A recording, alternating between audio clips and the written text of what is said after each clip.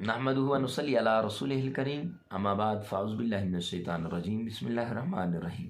माज़र सामीन इकराम, Imran Islamic studio पर एक मरतबा फिर आपकी खिदमत में हाजिर हैं। आज हम एक नया वजीफ़ा लेकर हाजिर हुए हैं। तो अरकान निसा के बारे में हमने बताया था कि आपने एक धागा लेना है और कम से कम 3 फुट का वो धागा हो और उस पर 7 घेरें लगानी है और एक आयत बताई थी कि यह आयत आपने पढ़नी है।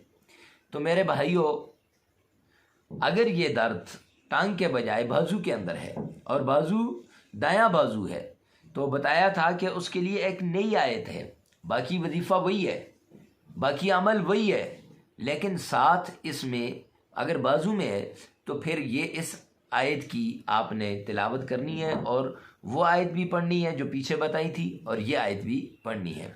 ये आयत कौन सी है?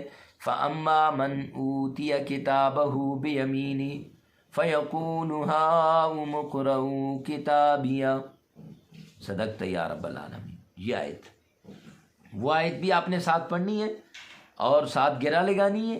फिर ये आयत भी 7 मरतबा, ये आयत भी 7 घेरा पे आपने पढ़नी है और 8वीं मरतबा इकट्ठा करके उस पे पढ़नी है और फिर इसको बाजू पे बांध लेना है। इंशाअल्लाह बाजुओं का दर्द भी क्या हो जाएगा, दूर हो जाएगा। अल्लाह से दुआ है कि अल्लाह अमल की तौफीक अता फरमाए और इसी तरह इस्लामी वज़ाइफ़, कुरानी वज़ाइफ़ और रूहानी वज़ाइफ़ के लिए हमारे चैनल पे अगर नए हैं तो चैनल को सब्सक्राइब करें, वीडियो को लाइक करें, कमेंट सेक्शन में लाजमी बताना कि ये वीडियो आपको कैसी लगी। मिलते हैं नेक्स्ट वीडियो में, तब तक के लिए अल्लाह हाफिज़।